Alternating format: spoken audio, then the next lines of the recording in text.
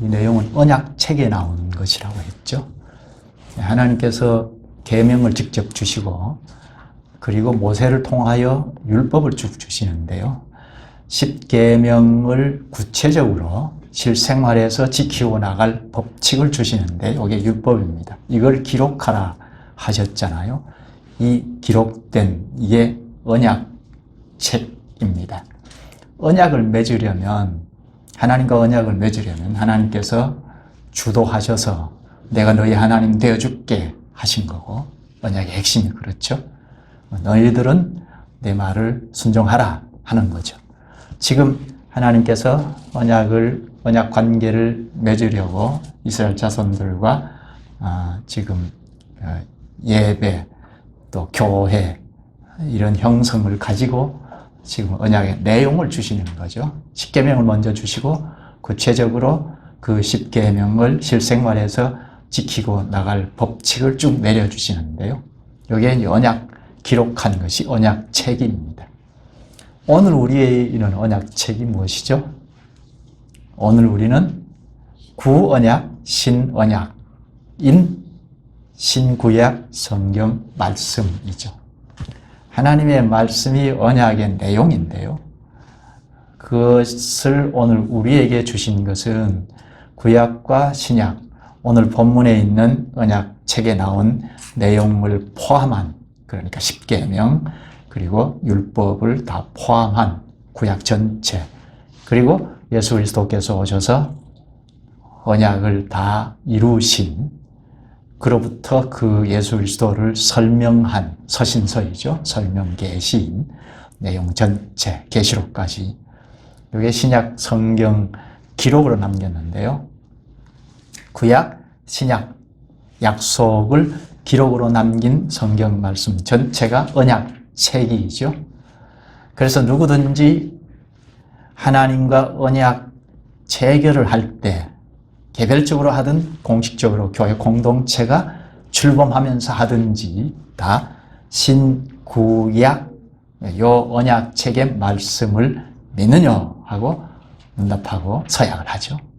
그래서 통과가 되면 언약민으로 살아갈 수 있잖아요. 여기 오늘 이 본문에서는 한 3000년도 훨씬 넘은 시기를 거슬러 올라가서 지금 우리가 보고 있는데요. 잘 볼 필요가 있죠. 언약책이라는 율법을 보고 있습니다. 이때는 언약책은 24장에 가면 기록으로 남겨라고 했는데, 그래서 언약책이라고 하는데요. 당시에 언약의 내용, 그리고 앞으로 계속 지금도 주어지고 있는데 계속 주어지는 언약의 내용, 이걸 당시 이스라엘 자손들은 지키고 나가야 할 내용이죠. 그 사람들의 수준에 적정하게 맞추어서 하나님께서 이렇게 하라 하고 내려주신, 이게 언약 책에 있는 거라. 이것이 율법이라는 겁니다. 율법은 10계명을 이스라엘 자손들, 첫째 대상인 언약민인 이스라엘 자손들이 구체적으로 생활 속에서 지키고 나갈 법칙들, 10계명을 토대로 해서 실생활에서 지키고 10계명을 지키고 나갈 법칙들을 내려주신 게 율법인데요. 이걸 24장에 가면 기록해서 언약서, 언약책이라고 합니다. 오늘 우리는 언약책이 구약, 신약, 성경 전체라고 했는데요. 이건 이제는 별달리 하나님께서 언약의 내용을 주실 이유가 없을 만큼 완벽한 것을 다 내려주셨기 때문에 방대한 내용이죠. 개인적으로도 평생 하나님의 언약의 말씀을 배우고 깨닫는 대로 지키고 나갈 내용을 총망라해서 다 주셨다는 겁니다. 그러니까 별달리 하나님께서 말씀하실 필요가 없다. 이걸 분명하게 해야죠. 지금도 성경 말씀, 구약, 신약 성경 말씀을 덮어놓고 하나님이 이렇게 말씀하셨다, 이렇게 말씀하셨다 하는데 주관적으로 성령께서 그러실 수 있다고 보고 그걸 객관화시켜서 하나님 이렇게 말씀하셨다 하십시다 하고 할 수 없다. 그런 것이 있으면 성경으로 돌아가서 객관화된 언약의 내용에서 과연 그러한가 하는 것을 보아야 하죠. 그만큼 별달리 말씀하실 이유가 없다. 성경을 통해서 바르게 읽거나 해명, 특히 공식적으로 해명한 설교, 결격 사유가 없는 설교이면 하나님께서 말을 대언한 거니까 하나님이 이렇게 저렇게 자꾸 가르쳐 주시는 말씀이다. 여기 언약의 내용이라는 겁니다. 그런데 당신은 언약의 내용을 직접 주시는 걸 우리가 보고 있는데 앞으로도 계속 주시죠. 예. 언약책에 기록을 해서 이제 끝이 아니고 계속 주시는 거죠. 계속 언약의 내용, 말씀을 계속 하시는 건데요. 그러니까 이스라엘 자손들은 계속 하나님께서 주시는 말씀을 깨닫고 이렇게 살아야겠다 하고 살아가야 언약민으로 살아갈 수 있게 되죠. 지금 우리가 그걸 봅니다. 그걸 보는 이유는 이스라엘 자손들이 실생활에서 계명을 풀어서 적용해서 살아야 할 법칙을 보는 것은 우리도 그대로 따라하자 하기 위해서 보는 것이 아니고 그 법칙 안에는 하나님께서 말하신 말이니까 말의 정신, 내용, 하고자 하신 뜻을 담아주셨기 때문에 그건 오늘 우리에게도 지금 불러 모으셔서 하시는 거니까, 말씀하시는 거니까 그걸 우리가 경청해서 듣고자 3,000년 훨씬 전에 상황으로 거슬러 올라가서 일단은 상황을 봐야 어떤 상황에서 말씀하셨는지를 생각해야 하나님이 말하시는 그 실질적인 내용, 뜻, 그걸 알 수가 있다는 겁니다. 그걸 지금 보고자 하는 겁니다. 이 언약의 말씀은 세상 사람들이 지키고 나갈 도덕률이 아니고 그 정도가 아니고 하나님께서 불러 모으신 자들, 하나님께서 주도권을 가지고 회복해 나가시는 그 나라의 사람들이 지키고 나갈 법칙이죠. 그 나라의 이모저모를 가르쳐 주신 법칙이죠. 그러니까 하나님께서 원하시는 인간상, 사람은 어떠해야 하는지 그걸 가르치는 것이고 그런 사람들이 이룬 사회가 어떠해야 하는지 그걸 가르치고자 하시는 건데요. 그걸 우리가 잘 볼 필요가 있겠습니다. 그 핵심은 사랑이라고 했죠. 위로 하나님을 사랑하고 옆으로 이웃을 내 몸같이 사랑하라 하는 사랑이라고 했죠. 그 핵심이 사랑인데 사랑하자. 하나님 사랑하자. 이웃을 사랑하자. 이렇게만 해서는 첫째 이스라엘 자손들, 오늘 우리도 마찬가지고 이렇게만 해서는 핵심만 가르쳐서는 우리가 어떻게 사랑해야 하는지 잘 모를 수 있고 자칫하면 인간적으로 그러니까 내 자원으로 이렇게 하자 저렇게 하자 이게 사랑이야 하고 할 가능성이 있기 때문에 하나님께서 말씀을 자꾸 이모저모 구체적으로 가르쳐 주신다 하는 겁니다. 특히 애굽살이를 했던 종살이를 했던 이스라엘 자손들이 이제 처음 하나님의 말씀을 대하는 것이기 때문에 그 사람들 수준에 맞춰서 구체적으로 우리가 볼 때는 시시콜콜한 걸 얘기한다 할 정도로 그렇게 지금 가르치고 있는 건데요. 그걸 좀 보겠습니다. 그 생각하고 봐야죠. 지난번에는 5계명을 구체적으로 실생활에서 적용해서 지키고 나갈, 실현해야 할, 순종해야 할 내용으로 주신 것을 보았는데요. 오늘은 5계명 물론이고 5계명과 그리고 6계명을 구체적으로 실생활에서 지키고 나갈 법칙을 말하고 있는데요. 보십시다. 먼저는 12절에서 17절까지 우리 두 번 반복해서 읽었는데요. 이것은 사형에 해당되는 죄를 말합니다. 4가지 죄를 말하는데요. 첫째는 사람을 죽인 죄, 살인하지 말라 했잖아요. 사람을 죽이면 사형에 처한다. 그리고 두 번째는 부모를 친 죄, 학대한 죄, 이건 사형에 해당된다. 셋째는 납치하는 죄. 유괴 납치하는 죄. 이것도 사형에 해당된다. 네 번째는 부모를 저주하는 죄. 이것도 사형에 해당된다 하는 겁니다. 이게 5계명, 6계명을 구체적으로 적용하여 지킬 법입니다. 먼저 12절을 볼까요? 사람을 쳐 죽인 자는 반드시 죽일 것이나 살인하는 자는 반드시 죽는다. 6계명이죠. 살인하면 죽는다. 이건 처벌이 강력하죠. 사람을 죽이면 너도 죽는다. 강력한 처벌을 말씀하셨습니다. 13절에 보면 예외로 가르치는데요. 실수로 사람을 죽였을 경우는 도망쳐라. 도피하면 살 수 있다 하는 걸 가르칩니다. 도피하면 도피성인데요.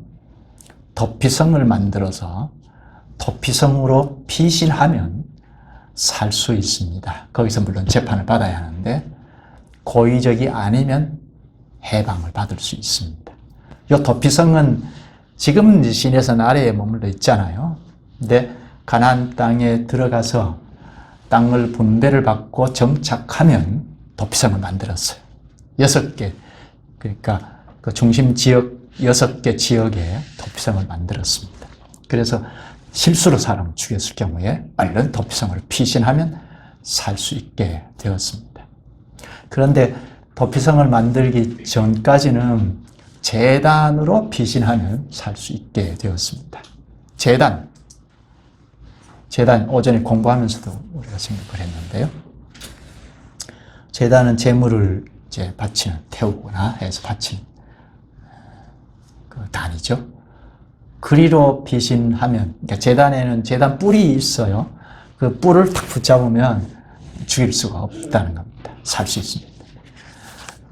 물론 고의로 살인한 자가 제단으로 도망을 쳐서 제단 뿔을 잡으면 끌어내려서 사형을 시켰습니다. 이 법은 뭘 말합니까? 이 법은 사람을 해칠 수 없다는 거죠. 사람은 해칠 수 없다 하는 것이 원칙이죠. 왜 그렇죠?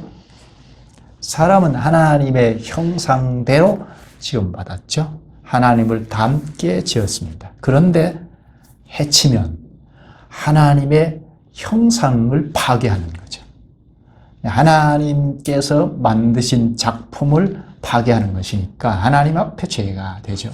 그래서 이렇게 강력한 처벌 규정을 주신 것입니다. 사람은 하나님의 형상을 따라서 지었기 때문에 하나님을 닮은 존재이기 때문에 해칠 수 없다. 존중해야 한다. 인명 존중. 물론 이것이 단순한 인명 존중, 인권, 단순히 그것을 말하는 것은 아닙니다. 지금 세상에서도 인권을 아주 강화해서 얼마나 강화된 건지 싶을 정도이죠. 인명을 존중해야 한다 하는 것.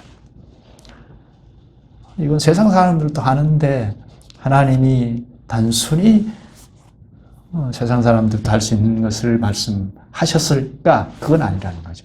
성경에는 하나님께서 말씀하신 걸 담아 놓으셨는데 하나님 말씀하실 때 불신자도 할 수 있는 걸 말씀하실 까닭은 없다 하는 것을 분명히 해야죠. 그러니까 성경을 보면서 자칫하면 도덕책을 보듯이 할 수 있습니다. 인권을 강화하고 인명을 존중해야 한다. 단순히 그것은 세상 사람들이 개인적으로 다 할 수 있잖아요. 개인주의로 다 할 수 있죠. 그런데 그 출발선부터 따지고 들어가 보면 다 내가, 내 자원으로 하는 건데요. 이건 뒤에 좀 생각하기로 하겠습니다. 둘째는 부모를 친 자를 말하는데 본문 15절입니다. 자기 아버지나 어머니를 치는 자는 반드시 죽일지니라. 부모를 친 자도 사형이라는 겁니다. 강력한 처벌 규정이죠. 왜 이렇게 강력하게 처벌하느냐? 이건 지지난번인가요? 생각을 했죠. 부모를 공경하라. 부모는 윗사람이다. 하나님이 세우신 윗사람 혹은 직분자다 했죠.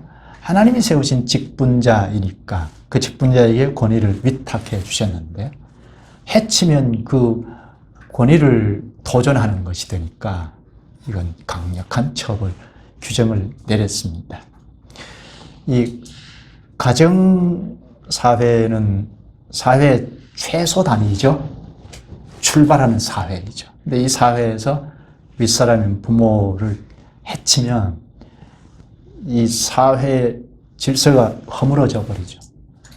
사회 출발인 가정에서 사회 질서가 허물어져 버리면 어디에서도 사회가 출발할 수 없다는 거죠. 이게 궁극적으로는 하나님께서 첫째 목적은 가정에서 출발한 이 사회가 견고해서 연합이 된 교회 사회가 견고하게 되는 것을 목적하고 있는데요. 교회 사회가 질서가 허물어지지 않고 돈독하게 잘 서 있으면 하나님의 권위가 잘 살아 있으면 하나님의 말씀을 배우고 익히고 깨달아서 세상 곳곳에서 영향을 끼친다 하는 겁니다. 그걸 목적하고 여기 부모를 치는 자는 반드시 죽는다 하는 강력한 처벌 규정을 주셨습니다. 그 다음에 셋째, 납치한 자를 죽이라 하십니다. 6절인데요. 볼까요? 사람을 납치한 자가 그 사람을 팔았든지 자기 수하에 두었든지 그를 반드시 죽을지니라. 사람을 납치한 자. 유괴 범이 요즘은 잘 없는데 1, 20년 전만 해도 유괴 범이 많았죠. 어린아이들 납치하는 경우. 사형에 해당된다. 당시로 돌아가면. 반드시 죽는다. 극형에 처한다는 거죠. 왜죠? 이건 생명을 훔쳤기 때문입니다. 생명을 도둑질한 죄잖아요. 그래서 반드시 죽일지니라 합니다. 그런데 여기 16절에 사람을 팔았든지 하는데요. 팔았다 하는 것은 인신매매, 우리말로 하면 인신매매이죠. 당시는 사람을 사고 팔고 하는 것이 보편화되어 있었습니다. 일반적이었습니다. 그건 노예 제도가 악용되었기 때문이죠. 사람을 파고 사는 직업도 있었습니다. 그러나 하나님의 말씀은 너희들은 그러면 안 된다 하셨어요. 이스라엘 자손들. 이건 이스라엘 자손들이 잘 알아먹었을 겁니다. 왜죠? 300년, 400년간 애굽에서 노예살이를 했잖아요. 도무지 벗어날 기미가 전혀 볼 수 없었던 상황에서 해방을 받았으니까, 자유인이 되었으니까 사고 팔고 하는 인신매매, 이건 너희들은 있을 수 없는 거다 하신 것입니다.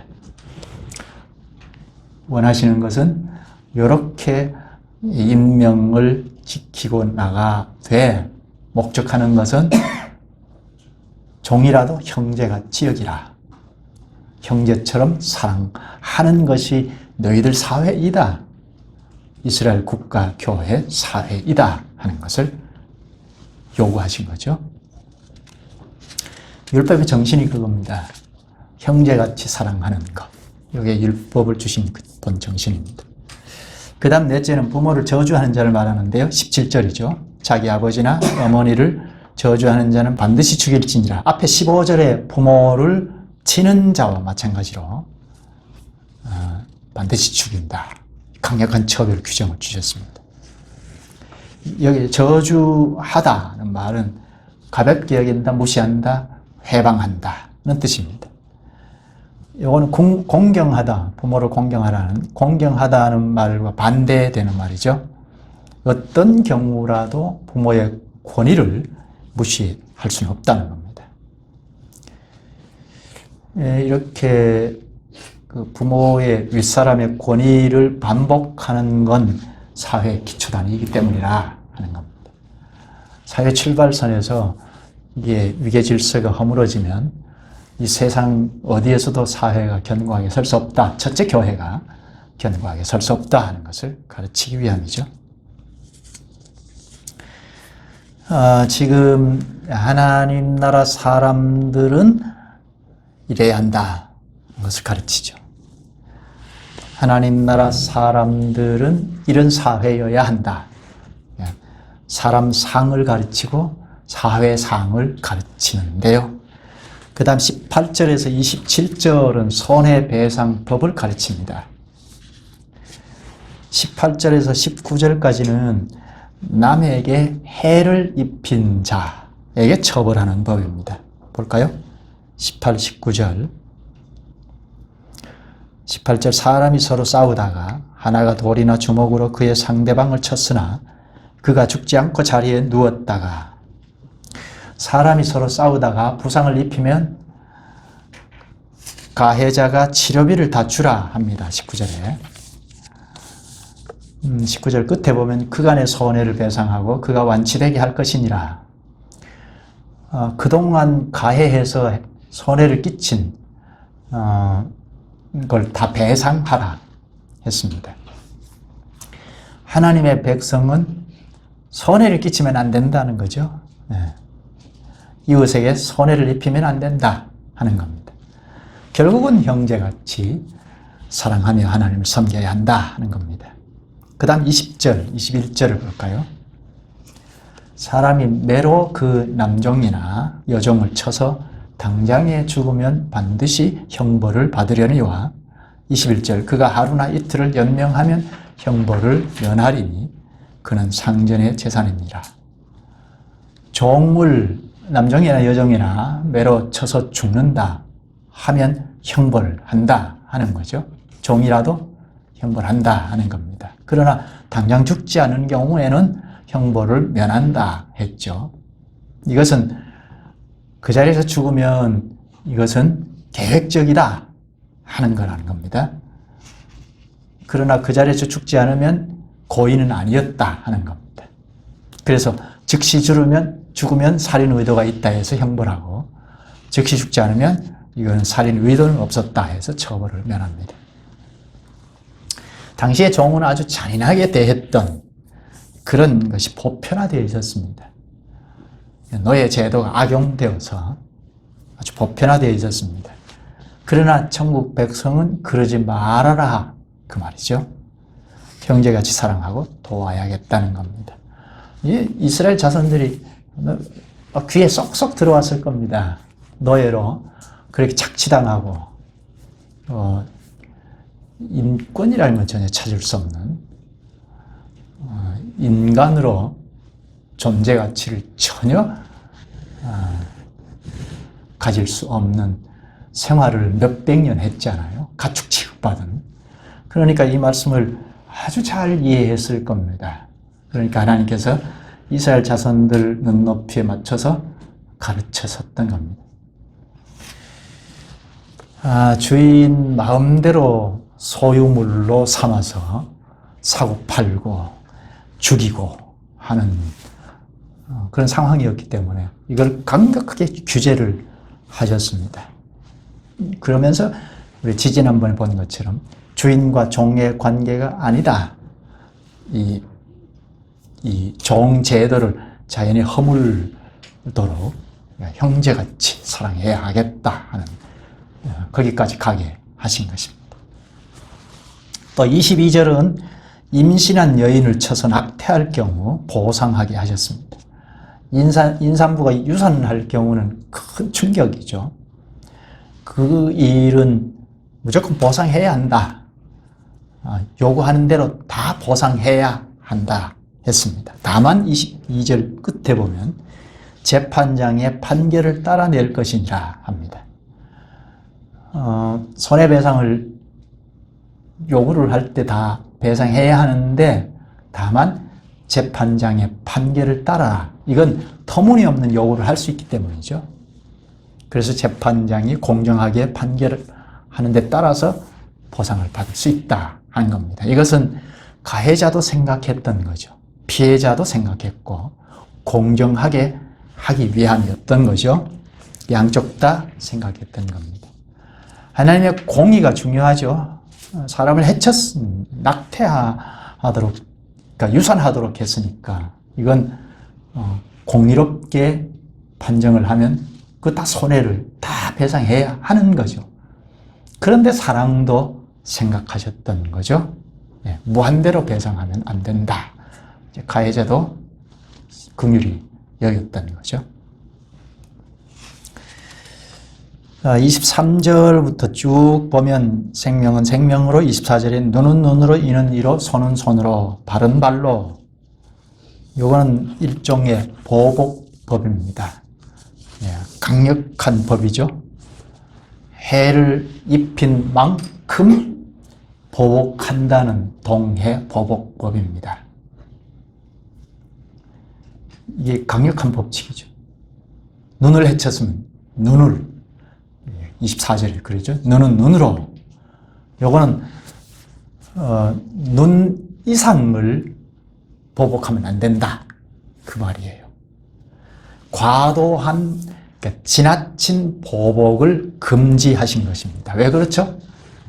왜죠? 또 다른 보복을 남기기 때문입니다. 이렇게 해를 끼쳐 하고 보복하면, 넘어서면 또 다른 보복이 오잖아요.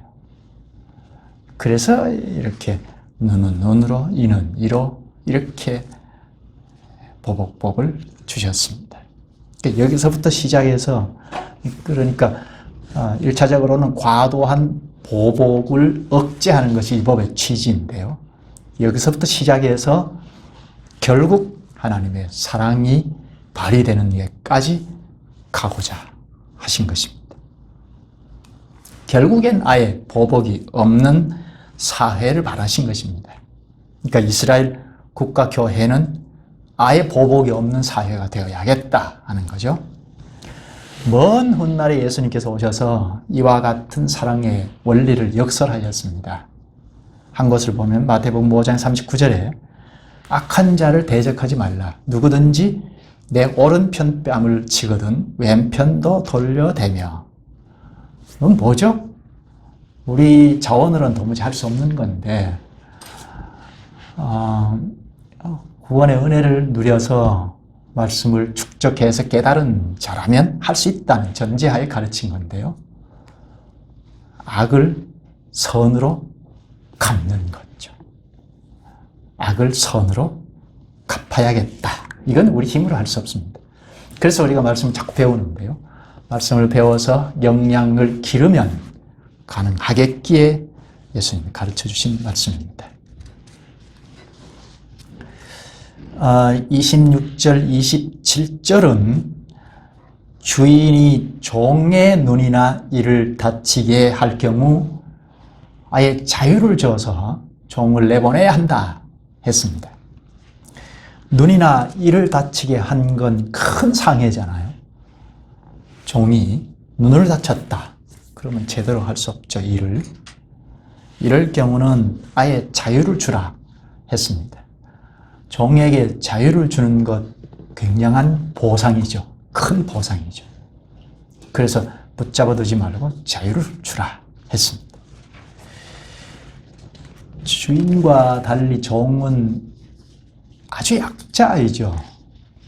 이 약자를 하나님께서 약자 편에서 이런 법칙을 내셨습니다.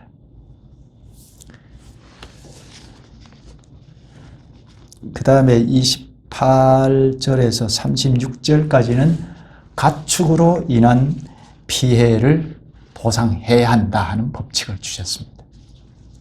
28절에서 32절까지는 소가 사람을 떠받아서 사람이 죽었을 경우 그때는 처벌한다 합니다.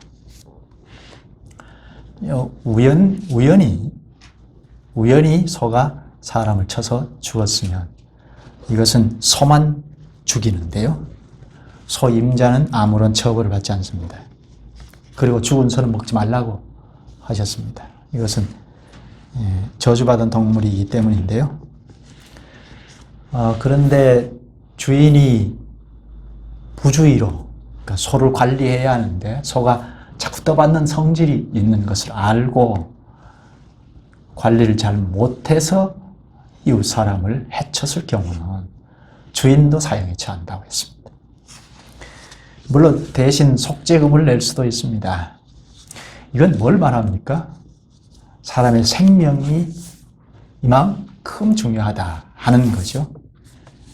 여기 소가 쭉 보면 소가 자주 나오는데요. 당시에 소는 재산이었습니다. 아주 중요한 재산이었는데요. 이 중요한 재산인 소가 사람을 죽였을 경우에 그 소를 돌로 쳐서 죽이라 했습니다. 아주 가치 있는 재산이라도 죽여라. 그 고기는 먹지 못한다 했습니다. 그러니까 아무리 큰 재산이라도 사람 생명과는 비할 바 못 된다 하는 거죠. 사람의 생명은 그만큼 중요하다는 겁니다. 주인이 부주의로 사람을 죽었을 경우에 주인까지도 소만 죽인 것이 아니고 주인까지도 사형에 처했습니다. 이렇게 해서 사람의 생명을 적극 보호하시겠다는 거죠. 이렇게 강력한 법률로 규제하여 세상 사람들과는 차원이 다른 사람들, 이걸 이제 목적했던 겁니다.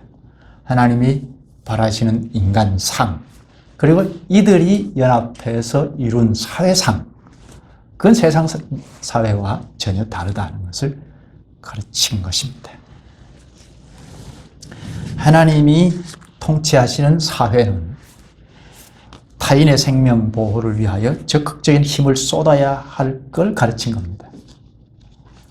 소극적으로는 인명 피해 주면 안 된다는 건데, 보다 적극적으로는 이웃을 적극적으로 지켜야 하겠다 하는 겁니다. 하나님 나라 안에서는 한 생명 한 생명이 보호되어서 결국 교회 사회가 사랑이 넘치는 사회가 되어야 하겠다는 겁니다. 그러니까 이건 도덕률하고 전혀 다르죠. 도덕률은 개인이 착하게 살고 이웃을 사랑하고 생명을 존중하고 하자는 거죠. 요거는 자기 자원으로 하는 거죠. 출발부터가 다른데요. 뒤에 가서 좀 더 보죠. 본문은 여기까지인데요. 좀 정리를 할까요?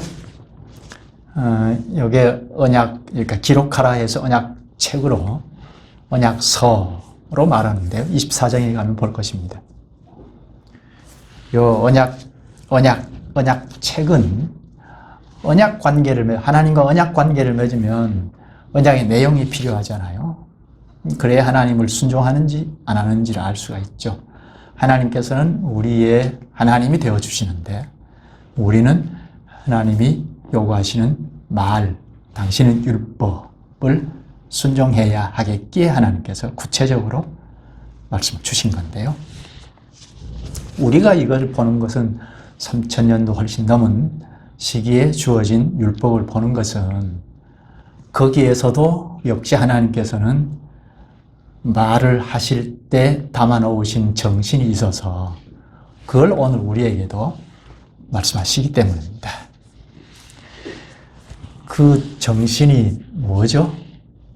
그 정신은 사람의 생명을 보호받아야 한다. 사람은 보호받아야 한다는 거죠. 업신여김 당할 수 없다는 거죠. 결국은 사랑해야 하는 관계다 하는 겁니다.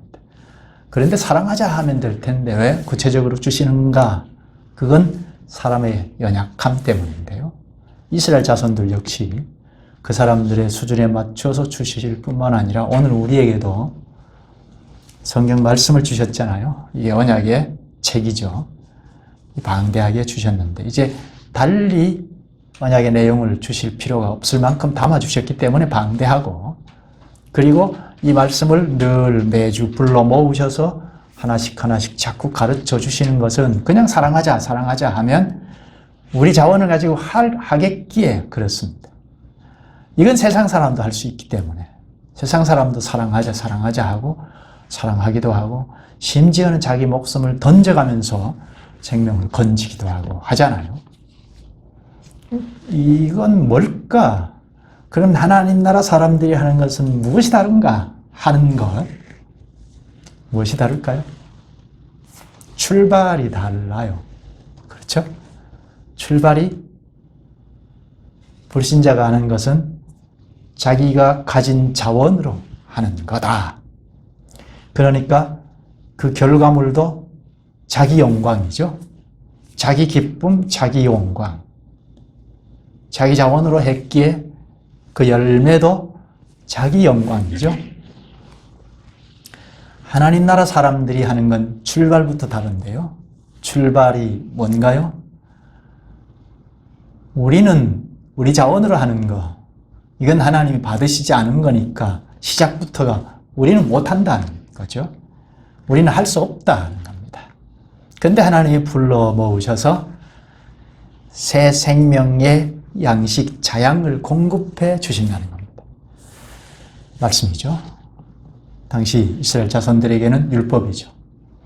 이 말씀을 이모저모 구체적으로 이렇게 하자 저렇게 하자 하는 것을 가르쳐 주시고, 그리고 성령 하나님께서 우리의 인식에 축적되게 하셔서 인식을 바꾸시고 인식을 점점 사상화, 인식화하게 하신다는 겁니다. 그리고 행위로 나올 수 있도록 성령께서 힘을 주신다는 겁니다. 그러니까 시작이 다르죠. 불신자가 하는 출발과 크리스찬들이 하는 출발이 전혀 다르죠. 자기 자원으로 하느냐, 하나님이 주신 자원으로 하느냐, 이 차이죠. 신약에 우리는 예수 그리스도와 연합시켜 놓으셔서 나는 포도나무여 너희는 가지라 한 것처럼 너희는 교회인 우리이고 그리스도께서 포도나무인데 놓았다는 겁니다. 붙여 놓았다는 겁니다. 그래서 사람들이 알지 못하는 자양이 공급이 되는 것이 있어서 붙어서 떨어지지 아니하면 열매를 맺는다는 겁니다. 공급은 양식이죠. 말씀이죠. 말씀을 제대로 공급하고 받으면 목사의 책임이 첫째 있고 우리 회중들이 받는 문제에 책임이 있죠. 공급을 주고받고 해서 축적이 되는 만큼 시작할 수 있다는 겁니다. 이웃을 내 몸같이 사랑할 수 있다는 겁니다. 그러면 나중에는 저 휴머니즘들, 인본주의, 도덕군자들보다도 나중에는 더 잘할 수 있다는 겁니다. 출발할 때는 못할 수 있어요. 근데 이렇게 가다가 만났으니까 비슷하죠. 구분 못할 수 있어요. 남을 위한다, 남을 위해 사랑한다 하는 것이 얼른 구분 못할 수 있죠. 출발은 다른 데서 시작했으나 가다가 만났으니까 비슷할 수 있습니다. 그러나 결과는 영광을 자기가 갖느냐, 그리스도께서 주신 자양으로 했으니까 그리스도에게 돌리느냐, 그 차이죠. 여기 하나님께 영광 돌립시다 하는 거예요. 우리가 힘써 뭘 해놓고 하나님 영광을 찍어 붙여야지 얘기한 것이 아니고 주님께서 가르쳐 주신 양식을 공급받아서 자연스럽게 나오는 것. 이거는 그리스도의 수족으로 내놓는 거죠. 내가 하는 것 아니라는 겁니다. 우리가 여차면 내 자양으로, 내 양식으로 행할 수 있기 때문에 하나님께서 불러 모으셔서 계속 가르쳐 주시는 겁니다. 그래서 이모저모 자꾸 배워야 하는 겁니다. 가르쳐야 하고 배워야 하는 겁니다. 그렇지 않으면 우리 예수 믿으니까 사랑해야지, 예수 믿으니까 참아야지, 불신자도 하는 거예요. 이렇게 해서 결과물이 나오면 내가 했어 하잖아요. 교회 안에서도 내가 하고 저 사람이 했어 한다고요. 그런 것 많이 보잖아요. 내가 했어. 이거는 아니다. 분별할 수 있어야 하죠. 아니, 나 그리스도께서 공급해 주신 걸로 그리스도의 지체로 움직였을 뿐이야. 그러면 영광은 그리스도에게 가죠. 우리는 그 영광에 참여하는 겁니다.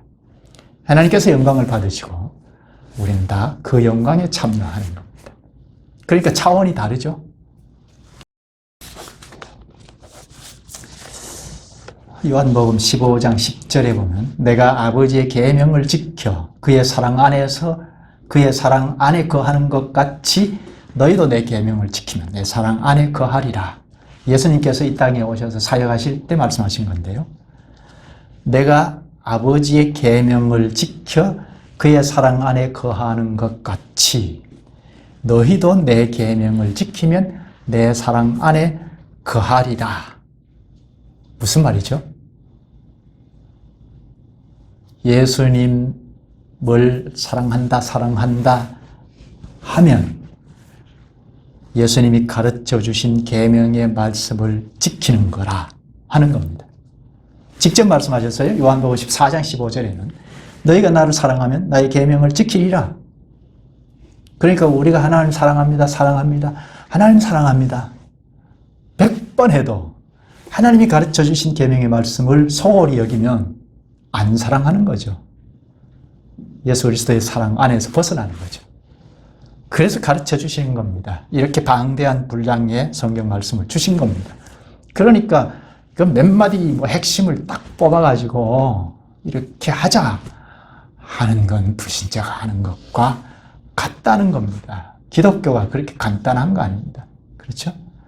성경 뭐하러 이렇게 주셨어요? 방대한 걸. 평생 배워도 우리가 다 못 배우는 내용인데요. 이거는 내가 중심이 되어서 내가 하나님 자리를 딱 차지하고 내가 사랑하고 내가 이것하고 저것하고 이걸 아예 없애기 위해서 늘 공급을 받아서 한 걸음씩 한 걸음씩 해나가자 하는 겁니다. 그게 하나님 바라시는 인간상이더라. 그게 하나님이 바라시는 사회상이더라. 그런 사람들이 연합한 사회가. 그걸 말하고 있죠. 자칫하면 우리는 인간적인 사랑을 할 수 있기 때문에 내 사랑의 연장으로 저 사람도 사랑하고 저 사람도 사랑하고 사랑하자 하는데 수틀리면 전쟁도 해버리면 이런 게 우리의 연약성이기 때문에 그건 다 내려놓고 너희들은 아예 안 된다 하고 불러 모으셔서 이것 타자 저것 타자 하고 양식을 주신다는 겁니다. 그 통치를 그 양식으로 통치하시는 통치를 잘 받아서 가는 곳이 교회 사회이고 그들이 흩어져서 사는 현실에서도 한 걸음씩이라도 하나님의 말씀 통치를 받아서 내놓는 이게 하나님 바라시는 사회상이다. 아니 인간상이다 하는 겁니다. 기도하시죠. 자비하신 주님께서 저희를 진히 사랑하셔서 자기 중심적인 데서 돌아서서 하나님을 섬기고 그 아래에서 서로 사랑으로 종로로 탈 수 있는 데까지 가게 하시옵나이다. 세상은 자기를 사랑하고 자기 사랑 연장으로 이웃을 사랑하는 그래서 결국 이기적인 사회만 내놓을 뿐이 없나이다. 이러한 저희를 주께서 사랑 안으로 불러들여 주님의 사랑을 입어서 이웃까지 돌아볼 수 있게 하시옵나이다. 이렇게 주님이 가르치시는 말씀을 잘 깨달아가게 하시옵소서. 예수님의 이름으로 기도하옵나이다. 아멘.